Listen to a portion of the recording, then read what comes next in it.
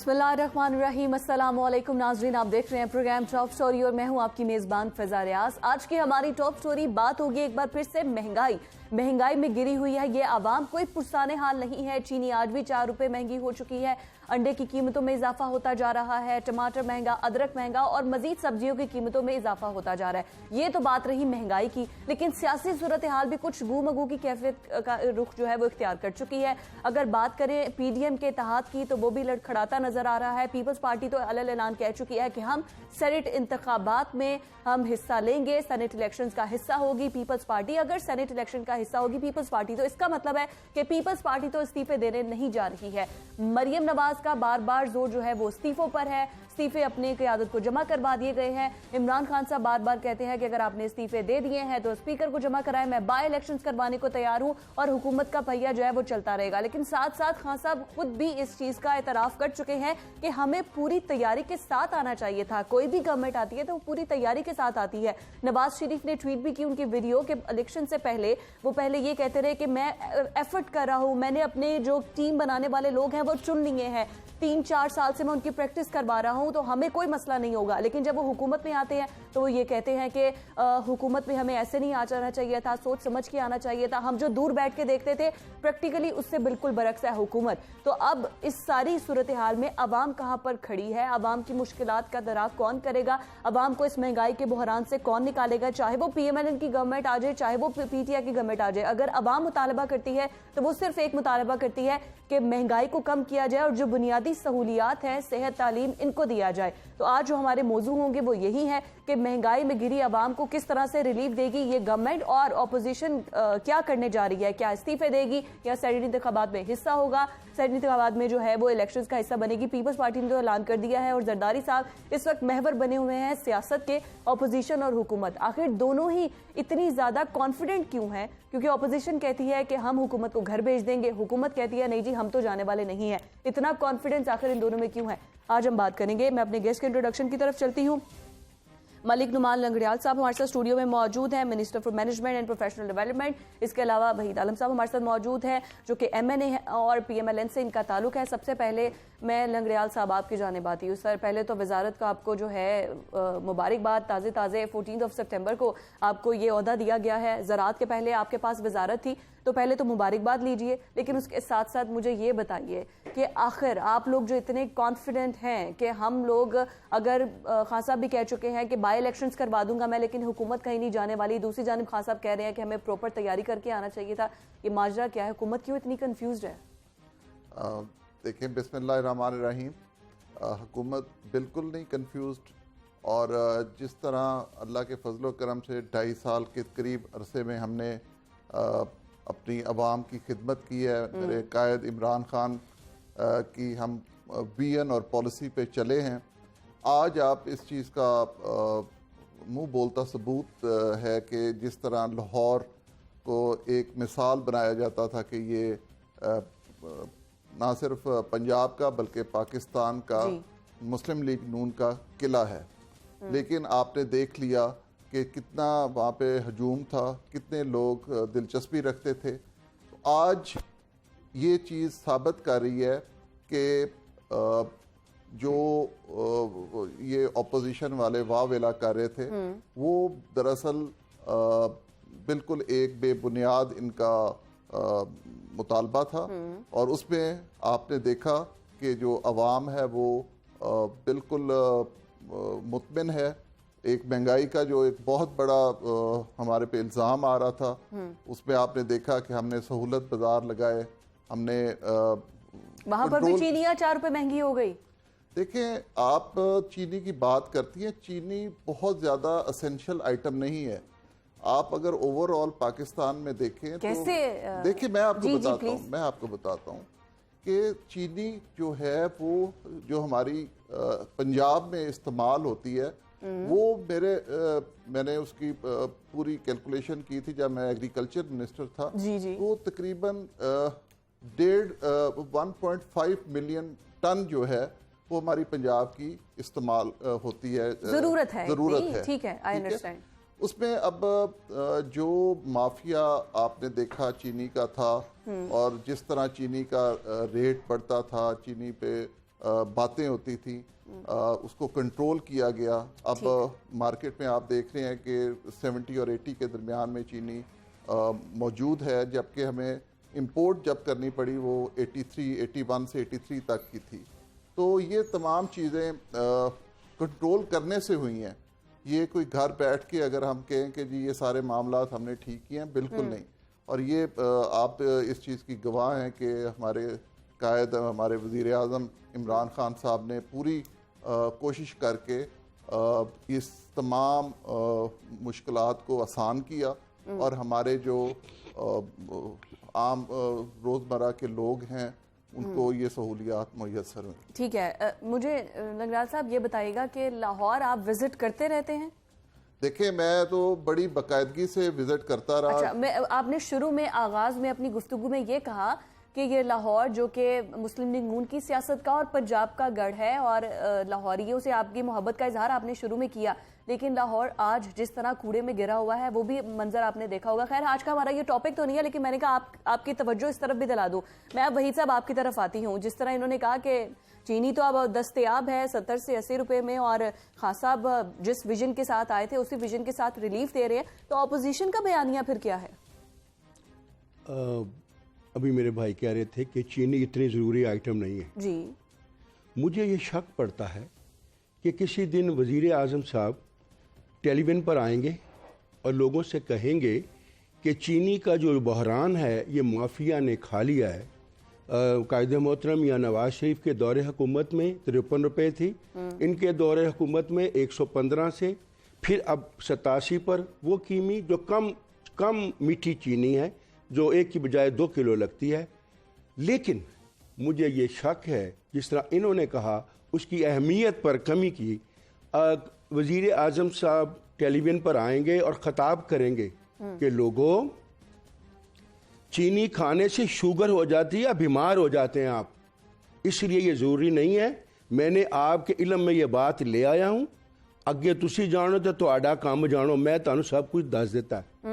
इसी तरह गंदम के बारे में भी वो कहेंगे कि गंदम इसलिए आप ना खाओ क्योंकि हजरत बाबा अलैहिस्सलाम को जन्नत से इसलिए निकाला गया था कि गंदम खा ली थी, गंदम महंगी होगी आप ना खाओ। बाबा, बात यह है कि वजीर आजम का ये काम नहीं है। जो उन्होंने कल कहा, कहने से पहले उन्हें अपना इस्तीफा देना चाहिए था कि जब एक वजीर आजम ये बात कहे कि हमें ट्रेनिंग नहीं थी, हमें हुकूमत में तैयारी करके आना चाहिए था, तो फिर वो कंटेनर पर खड़े होकर 100 दिन में जो मुल्क बदलने के जो वादे थे वो कहाँ चले गए? वो कहानियां, वो स्टोरियां कहाँ चली गई? आज आप देखें ना कि बजाय इसके कि किसी चीज में कोई बेहतरी पैदा हो, मुझे ये एक चीज बता दे जिसमें बेहतरी पैदा हुई हो। आज अंडा लाहौर में 25 रुपए का है, ऐसे लगता है जैसे पूरी हुकूमत अंडों पर बैठ गई है। अंडों से बैठने से मुराद है कि कोई काम नहीं करी सिवाय इसके। और आज मांस की दाल 285 रुपए किलो है और ये जरूरियात जिंदगी हैं जो लोगों की पहुंच से बाहर जा रही हैं। इस वक्त लोगों का मौजू यही है कि ये जरूरियात जिंदगी किस तरह पूरी होंगी, वो किस तरह पूरी करेंगे, घर का खर्चा कैसे पूरा होगा, क्या मकान का किराया देंगे, बिजली का बिल अदा करेंगे या बच्चों की फीसें देंगे। अच्छा वहीद साहब, मैं आपकी गुफ्तगू से बिल्कुल सेकंड करूंगी कि महंगाई है और पीटीआई और इमरान खान साहब ने खुद भी कह दिया कि महंगाई को कंट्रोल करने के लिए मुतहरिक है। मुझे ये बताइएगा कि आप कह रहे हैं कि ये कहने से पहले वजीर आजम इमरान खान को इस्तीफा दे देना चाहिए था। अगर इस्तीफा दे देते हैं इमरान खान साहब, लेट्स सपोज, तो आप लोग तो पहले ये इल्जाम आयद कर रहे हैं कि 2018 के इंतखाबात में रैगिंग हुई है और आप लोग खान साहब को जो है वो वोट जो है वो जाली वोट डाला है। तो दोबारा से अगर इलेक्शंस होंगे, वही इलेक्शन कमीशन दोबारा से इंतखाबात करवाएगा और वही कहानी तो फिर से शुरू हो जाएगी। This is not a solution. देखिए, मैं थोड़ी सी बात जी प्लीज मैं थोड़ी सी बात करूंगा। भाई साहब भी मौजूद हैं, तो इनका तो ये मुतालबा from the very first day है कि जी ये हुकूमत गलत है और ये जो असम्बलियाँ बन के आई ये गलत हैं और इस्तीफा दें। मुझे इस बात की समझ नहीं आती। अब इस्तीफे दे तो रहे हैं वो। अब देखें, हमारे वजीर आजम साहब पे बार बार ये जी डिमांड है जी इस्तीफा दें। मुझे ये बताएं कि कितने को इस तरह के इस्तीफे इन्होंने लिए हैं या इस तरह के इस्तीफों की सियासत चली है पाकिस्तान में तो फिर तो मैं कहता हूँ कि जी वाकई ये इनकी डिमांड बड़ी सही है। बात ये, जब कोई ऑपोजिशन में आता है वो अपना रोल प्ले करता है, उसने गवर्नमेंट की हर चीज पर क्रिटिसाइज करना है और वो उनका हक है। वो हम बड़ी दलेरी से, बड़ी हौसले से इनका वो क्रिटिसिज्म हम बर्दाश्त करते हैं, लेकिन इसके पैरेलल हमने भी तो अपने अवाम जिसका हम वोट लेके आए हैं और हमने अब दोबारा भी वोट लेने जाना है, तो हम किस तरह अपनी आवाम को नज़रअंदाज कर सकते हैं, उनके सुख को किस तरह नज़रअंदाज कर सकते हैं। अब बात है लंगड़ियाल साहब, ये आपके तर्जुमान नहीं सोचते, आप चूंकि जो है वो इलेक्ट होकर आए हैं, अवाम ने आपको वोट दिया है, आप अवाम में जाएंगे वोट मांगने दोबारा, तर्जुमान जो है वो सिलेक्ट होके नहीं आया, इलेक्ट होके नहीं आया, तर्जुमान इम्पोज कर दिया गया। अब तर्जुमान इस टाइम स्टूडियो जो प्रोग्राम्स हैं उनमें बैठ के, टीवी पर बैठ के सिर्फ ऑपोजिशन पर तनकीद कर रहे हैं, अवाम की बात नहीं कर रहे। मैं आपको थोड़ा सा मेरी छोटी सी बात है, मैं आपको ये बताना चाहता हूँ कि देखिए, हमारा अगर हम रोज़मर्रा की ज़िंदगी की बात करते हैं, जो हमारे एसेंशियल आइटम्स हैं, उनके लिए हमें बहुत तकलीफ होती है जब उनकी कीमतें बढ़ जाती हैं, जब कम होती हैं तो खुश होते हैं, ज़्यादा होती है तो उसका प्रोपेगेंडा होता है। बात ये है कि आज तक पीटीआई की गवर्नमेंट से पहले ना कोई मैकेनिज्म था इस हमारे एसेंशियल आइटम्स का, ना कोई इसकी जिम्मेदारी लेता था, ना कोई इसका कोई सद्देबाप करते थे। अब मैं आपको बताता हूँ, ये हमारी है जो आइटम्स हैं, इनका अगर टमाटर की बात करते हैं आप, अदरक की करते हैं आप, आटे की करते हैं, चीनी की करते हैं, ये एक मैकेनिज्म इस तरह होना चाहिए था कि आपका जब आपकी सब्जी आती है, आपकी 4 सूबों से सब्जी आती है। अब जिस वक्त शॉर्ट होती है सब्जी तो वो एक हाइप क्रिएट होती है, कीमतें बढ़ती हैं।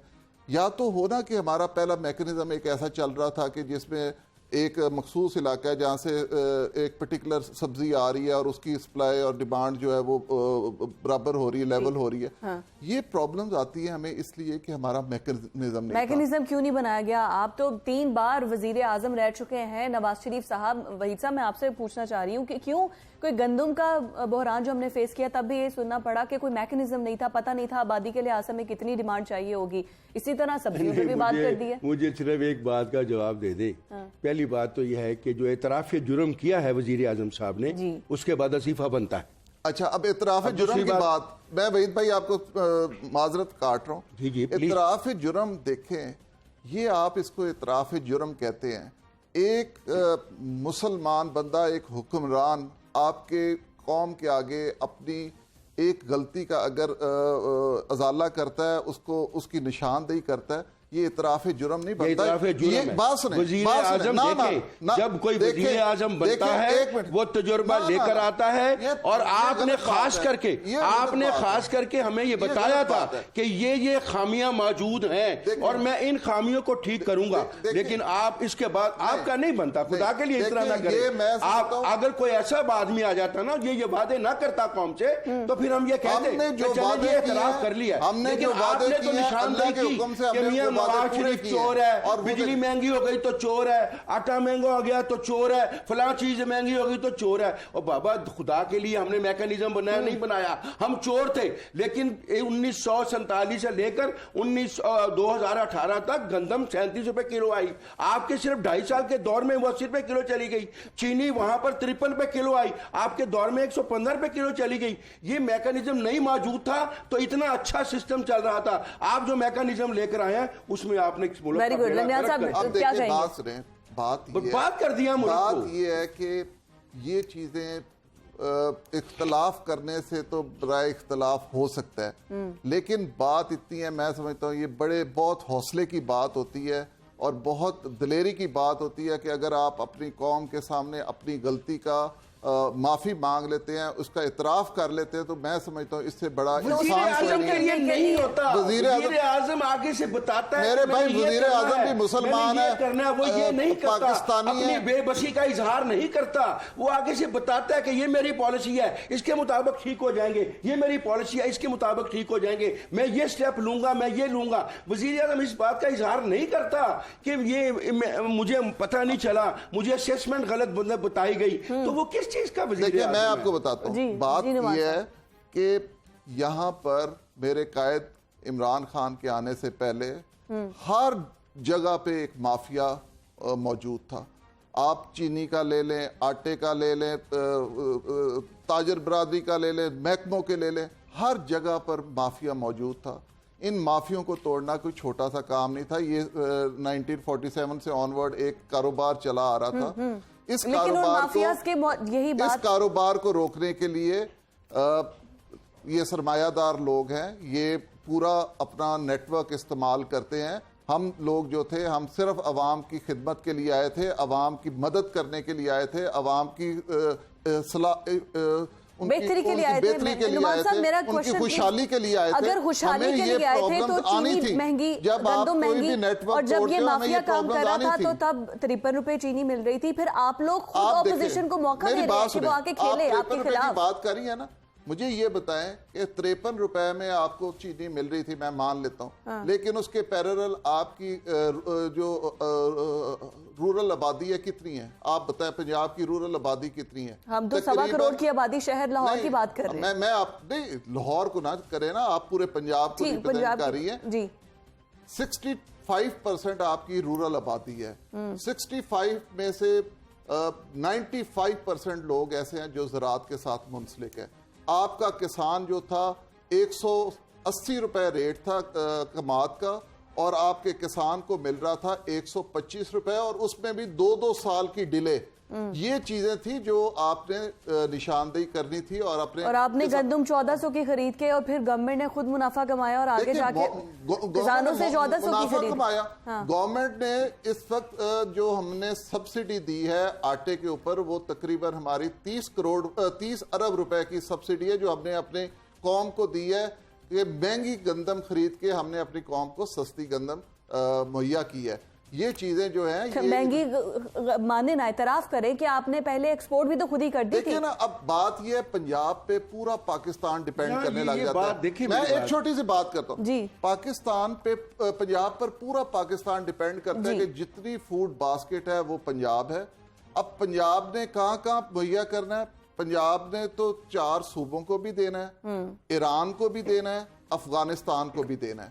अब ये तमाम सूबों के साथ मुल्क भी मुंसलिक हैं, जो एक, मैं आपको वही कह रहा हूँ, एक माफिया था जो एक परमानेंट हमारी स्मगलिंग थी, वो चल रही थी। हमने उसको कंट्रोल किया।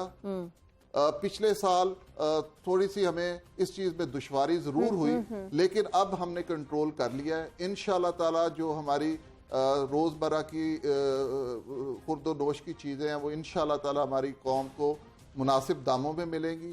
और इंशाल्लाह अवाम रिलीफ मांगते हैं। वही मैं आपकी तरफ भी आऊंगी, जो लंगड़ियाल साहब ने फरमाया उस पर भी आप जो है वो कमेंट कर सकते हैं। प्लस जो शहबाज शरीफ से मुलाकात हुई और पीर पगाड़ा का जो पैगाम पहुंचाया गया, उस पर भी बात करेंगे। लेकिन नाज़रीन, after this break stay with us.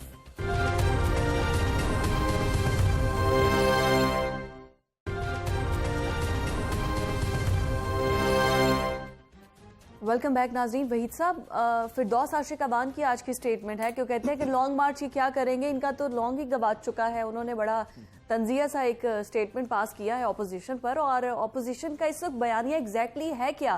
Peoples party तो आपके साथ खड़ी नजर नहीं आती।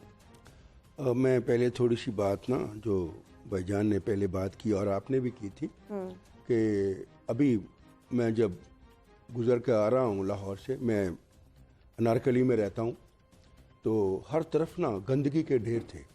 ये वो शहर है जिसको कायदे मोहतरम मियां शहबाज शरीफ साहब ने सफाई का एक बाकायदा सिस्टम दिया, उसे नीट एंड क्लीन बनाया, खूबसूरत बनाया, बाहर से कंपनियां लेकर आए, इक्विपमेंट दिए, और आज ये है कि जिस तरफ चले जाएं तौफन ज़्यादा गंदगी के ढेर हर तरफ, और गलियों में, बाज़ारों में वो जो हैं अपना ना वासा हो काम, कुछ काम कर रहे हैं, गटर उबल रहे हैं, पानी बाहर निकल रहा है, ये सारी चीज़ें मौजूद हैं।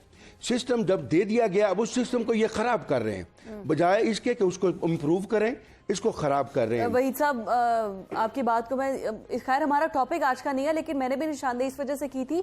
लेकिन आप शहबाज शरीफ साहब के टाइम पर जो एग्रीमेंट हुए हैं टर्किश कंपनी से, एक तो वो डॉलर्स में हुए हैं, दूसरा वो महंगे कॉन्ट्रैक्ट्स हुए हैं, ये भी कहते हैं। खैर हम महंगाई की तरफ आते हैं, देखिए महंगाई की तरफ आते हैं। आप तो सर, मैं छोटी सी बात करूंगा कि आप गवाह हैं कि 2019 में जो बारिश आई थी, उसमें आपका लाहौर ऑलमोस्ट डूब चला था। आप अगर याद करें तो ये वो हमारा पिछले दौर का माशाल्लाह काम था जो मियाँ शहबाज शरीफ साहब ने यहाँ पे किया और लाहौर पे बहुत एहसान किया। सारे पंजाब के पैसे हमने लाहौर पे लगाए और लाहौर का हम जो सीवरेज सिस्टम है उसी को नहीं बेहतर कर सके। और जो आपकी प्राइम लोकेलिटीज़ थी वहाँ पर आपका घुटने घुटने जितना पानी खड़ा होता था।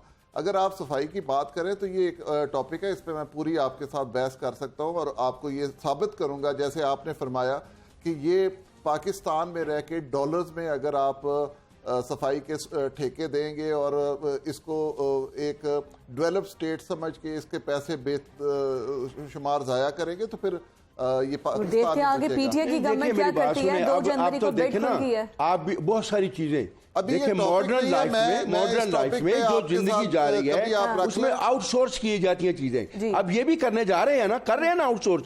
तो इसी में जब आउटसोर्स करेंगे जिस तरह की कंपनी आएंगी उसी तरह के एग्रीमेंट होंगे, उसी में बेहतरी आएगी। देखो ना, इससे पहले ओमनी बस का निजाम मौजूद था लेकिन वो सारी बसें वो ईंटों पर खड़ी थी। इसीलिए ये अब जो सिस्टम दिया है, मेट्रो का सिस्टम दिया है, ये अपना ऑरेंज ट्रेन का सिस्टम दिया है, ये जो सारा सिस्टम, ये सारा कायदे मोहतरम ये शहबाज शरीफ साहब ने दिया है और कितना आसानी से कितनी खूबसूरती से चल रहा है। अभी मेरे भाई अभी बात कर रहे थे, मैं ये ज़राअत के रहे हैं वजीर, मैं इकोनॉमिक्स का स्टूडेंट हूँ छोटा सा, मैं उस पर थोड़ी सा इनका ये कह रहे थे कि 95% लोग जो हैं वो ज़राअत से मुंसलिक हैं। जब पाकिस्तान बना ना 85% लोग डायरेक्टली इनडायरेक्टली ज़राअत से मुंसलिक थे। इस वक्त 65% लोग जो हैं डायरेक्टली और इनडायरेक्टली ज़राअत से मुंसलिक हैं। अच्छा, कायदे अपना इमरान खान साहब जब आए तो उनकी विजन यानी ये थी कि उन्होंने अंडों से, मुर्गी से, कट्टों से, इन चीज़ों से बातें शुरू की और अब शहद पर आकर ख़त्म हो गई। यानी मैं ये समझ रहा था कि शायद उनके ज़हन में ये ज़राअत वाकई विजन है। अगर विजन था तो इसको इंडस्ट्री डिक्लेयर कर देना चाहिए था। पाकिस्तान की बदकिस्मती है कि इंडस्ट्रियल एग्रीकेरियन इंडस्ट्री यानी मुल्क होते हुए हमने आज तक इसको, इसमें हमारा भी कसूर है, जितने लोग आए, लेकिन ये इनके तो मैं विजन देख रहा था लेकिन वो असल में विजन नहीं था, वो विजन बिल्कुल गलत था, खोज कुछ और थी। देखें वहीद भाई, आप खुद ही अपनी बात को उसको निगेट कर रहे हैं। नहीं, एग्रीकल्चर की अगर आप एग्रीकल्चर की बात करें, एग्रीकल्चर की बात करें, आप पंजाब में निकल के देखें, कर देना चाहिए था। मैं तो ये कह रहा हूं इनको कर देना चाहिए। मैं आपको ये कह रहा हूँ, एग्रीकल्चर पे अगर आप बात करते हैं, आज आप पंजाब के किसी कोने में चले जाएं, आपका किसान अल्लाह के फजलो करम से खुशहाल है। आज जो ज़मीन वो ठेके पे लेता था उसका ठेका कम से कम 20 से 30 हज़ार रुपया फी एकड़ ठेका बढ़ गया है। ये क्यों बढ़ा है? ये पीटीआई की वाहिद गवर्नमेंट है जिसने गंदम का रेट बेहतरीन दिया अपने किसानों को, इसीलिए किसान सड़कों पर मारे फिरे थे चंद दिन पहले। देखे ये किसान कोई भी कम्युनिटी है, उनकी बिजली कोई भी कम्युनिटी है, हमने उनको फ्लैट रेट दिया था, आपने उनकी बिजली महंगी कर दी, आपने उनकी खाद महंगी कर दी, आपने उनकी हर चीज महंगी कर दी और जो प्रोडक्शन है वो भी महंगी हो गई। कोई भी कम्युनिटी पंजाब में है उसे एहतजाज का हक है, वो अपने राइट्स के लिए बिल्कुल बाहर भी आ सकती है, डिमांड भी कर सकती है, लेकिन इसका हम उनको दे रहे थे, चाहे सब्सिडी दे रहे थे, कुछ भी दे रहे थे, कि खत्म हुई तो उन्होंने एहतजाज किया ना। तो इसलिए ना, और दूसरी बात यह है कि जो आप बात कर रहे हैं ना लाहौर की, वजीर आला है वो पूरे पंजाब के वजीर आला है, उन पे ना सिर्फ लाहौर की जिम्मेदारी है, पूरे पंजाब की जिम्मेदारी है। अगर आप पूरे पंजाब का बजट काट के लाहौर पे लगा दें तो एहसास महरूमी है, पूरे पंजाब के लिए एहसास महरूमी है। आप इस बात को आज 1.5 करोड़ लोगों का शहर है, यहाँ पर डिग्निटीज आती हैं बाहर से, लोगों से, मुल्क आज हमारे वजीर आला पंजाब के लिए ये जरूरी होता है हमारे वजीर आला पंजाब ने हर डिवीजन दारुल हुकूमत है उसको उसके मुताबिक रखना ताकि लोग आए उसको देखें, ये जरूरी होता है। इसलिए देखें, मैं आपको बताऊं, हमारे वजीर आला पंजाब ने एक ऐसा फार्मूला रख दिया, मैं समझता हूं कि ये पंजाब की अवाम के लिए एक बहुत बड़ा इनाम है कि उन्होंने पूरे 9 डिवीजन हमारे पंजाब के, उनके आबादी और उनकी लोकल जो डेवलपमेंट है उसको देख के उन्होंने सारों के अपने अपने फंड्स फिक्स कर दिए हैं। उस फंड्स में रह के अब हर डिवीजन अपने ना सिर्फ अपनी डेवलपमेंट करेगा बल्कि अपने डिवीजन को खूबसूरत बनाएंगे। नो जोन्स में तकसीम कर दिया है। वहीद साहब, मेरा क्वेश्चन आपसे ये था। जी जी, आप इसे 10 हिस्सों में तकसीम करें, 9 हिस्सों में तकसीम करें। लोग आपसे ये सवाल कर रहे हैं कि ये चीजें किधर है, गैस किधर है, ये अपना ये मेरे भाई गैस तो कुदरती वसाइल है, आप क्या बात कर रहे हैं? कुदरती वसाइल है ना, तो अरेंज करना किसका काम है? मेरा काम है, ये आप गवर्नमेंट का काम है। देखो ना, हमारे दौर में ये तमाम बिजली का बहरान पैदा हुआ, हमने 10,500 मेगावाट बिजली इंजेक्ट की, वरना आज आप फिर भी अंधेरों में अगर वो ना की होती। हम गैस का बहरान था, हमने टर्मिनल लगाए, LNG लेकर आए, आपने उसके बाद ना कोई टर्मिनल लगाया ना आप गैस लेकर आए। क्या देगी इस पर हम बात करेंगे। ये बहरान Stay with us.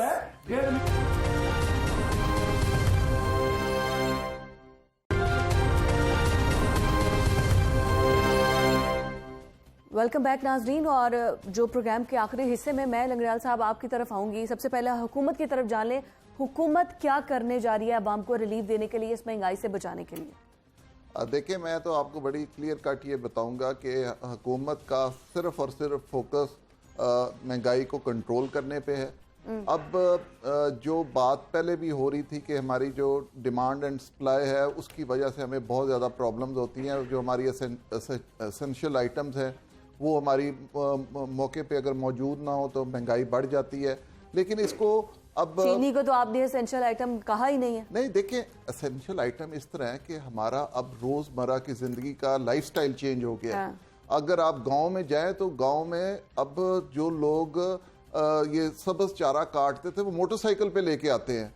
जो साइकिल चलाता था वो मोटरसाइकिल चलाने लग पड़ा है, मोटरसाइकिल वाले कार पे आ गए हैं। लाइफस्टाइल चेंज हो गया है। और जब आपकी एक्सर्शन नहीं होगी, आप मेहनत नहीं करोगे, आपका पसीना नहीं निकलेगा, फिर आपको ऑब्वियसली वो बीमारियां मतलब आप कह रहे हैं कि गांव वाले वो खरीदना छोड़ दें, बाइक मोटरसाइकिल और गाड़ियों पे? देखिए, बात ये मैं नहीं कर रहा, मैं कह रहा हूँ लाइफस्टाइल चेंज हो गया है। जैसे अब ये हमारी मॉडर्निज्म आया है, ये हमारा मोबाइल्स आए हैं, हमारे ये टेक्नोलॉजी आई है, उससे अब हमारा जो इवन रूरल एरिया का जो लाइफस्टाइल है वो बहुत चेंज हो गया है। और उसके बाद इतनी ज्यादा मतलब कि अब आपके पास एक्सपोजर आ गया है गांव वालों के पास कि वो शहरों के साथ कॉपी करने लग पड़े हैं। फिर उसके बाद अर्बनाइजेशन इतनी ज्यादा हो रही है, गाँव से उठ के लोग शहरों की तरफ रुख कर रहे हैं। इसमें महंगाई कहाँ कम होगी? देखिए, मैं आपको बताता हूँ, महंगाई हर वक्त नहीं मौजूद होती। महंगाई आती है एक टाइम पे जब आपकी डिमांड और सप्लाई में डिस्टर्बेंस आती है। मैं ये बात कर रहा हूँ कि ये अब चीज़ें जो हैं हमने अल्लाह के फजलो करम से, स्पेशली चीनी और आटे को तो हमने इस तरह बड़ा माइक्रोस्कोपिक हमने देख लिया है कि इसको हमने कैसे मैनेज करना है। एक हमारे पे ये वक्त मुश्किल आया था जो हमने बड़ी हुकूमत इस वक्त मुश्किलात में ही है। पहले आटे का बहरान आ गया, फिर चीनी का आ गया, अब सुई गैस का आ गया है। देखिए, सुई गैस की बात जो लेकिन आपकी बात बिल्कुल ठीक है कि महंगाई जो है वो थोड़े थोड़े टाइम के लिए आती है, उसके बाद इंसान खुद ब खुद आदी हो जाता है। वहीद साहब, आपका आखिरी कमेंट क्या होगा PDM के हवाले से? अपने कायदे मोहतरम को ना तो आप डिफेंड करें, ना लंगड़ियाल साहब आप डिफेंड करें, अवाम के लिए। मैं अर्ज करता हूँ ना जी कि इमरान खान साहब ने जब कल ये बातें की, जो तस्लीम किया, एतराफ़ किया उन्होंने कि ये नाहली हो गई है, मैं उनसे गुजारिश करूंगा कि अपनी टीम को बदल लेना, के लिए अपनी टीम को बदल लें। ये टीम 100 दिन में भी परफॉर्म नहीं कर सकी और 900 दिन में भी नहीं करेगी। अच्छा, लेकिन जब टीम बदलेंगे तो अगर कप्तान ना बदला तो फिर वही हाल होगा जो अब तक हो रहा है। अवाम को इस वक्त 0% अब तक रिलीफ नहीं मिला। हर शोबाए जिंदगी में अवाम जो है मुश्किलात का शिकार है। आप लोगों से पूछ कर देख लें, आपका प्रोग्राम भी चलता है रात को तमाशा, उसमें लोगों का कमेंट्स आप सुन लें कि लोग क्या कहते हैं, किस तरह लोगों की जिंदगी जो है वो अजीरन हो रही है। लोग बड़ी मुश्किल में हैं। एक तो ये हो गया कि उनकी रोजमर्रा की जिंदगी। अगर आप ये बात करें कि लोगों की परेशानियां बढ़ रही हैं या लोगों के मामलात ख़राब हो रहे हैं, तो ये एक मुसलमान हकीकत है कि जहाँ पर गवर्नमेंट होगी वहाँ हस्बे इख्तलाफ भी होगा। एक नज़रिए पे ना कौम चलती है और ना कभी चली है। एक काम अगर अच्छा कर रहा है तो दूसरे का ज़ाती इख्तलाफ भी हो सकता है, पार्टी इख्तलाफ भी हो सकता है, कोई मौशी इख्तलाफ भी हो सकता है। तो ये चीजें अभी आप बात करते हैं, लाइफस्टाइल बिल हो गया, जब लाइफस्टाइल बिल हो गया आपको पता चल गया है तो उसका मुतबादल, उसके सोल्यूशन तो आपने देना है ना, हुकूमत ने देना है। तब्दीली के साथ साथ रईस आप साहब भी मुझे तब्दील ये करते बताएं जाएं। कौन जब सी ये ऐसी मामला तक काबू कौन पहुंचे। सी ऐसी हुकूमत आती है जो अपनी आवाम को परेशान करना चाहे, उसके लिए बेहतरी ना करना चाहे, उसकी खुशहाली को ना बेहतर करना चाहे? ये कौन सी ऐसी हुकूमत आती है? और कितने को इस तरह के फिरौन आ सकते हैं जो अपनी कौम को मुश्किल में डालें? बात यह है कि ये सिस्टम खराब थे, ये सिस्टम को ठीक करने के लिए कोशिश कर रहे हैं, कोशिश हो रही है, 2 साल लेकिन गुजरे होती हैं, नजर नहीं आ रही है। ना तो अपोजिशन कोई अवाम की बात कर रही है और ना ही हुकूमत से, सिर्फ अपने पार्टी कायदीन को जो है वो डिफेंड किया जा रहा है। नाजरीन, आज के प्रोग्राम से मुझे इजाजत दीजिए। अल्लाह हाफिज।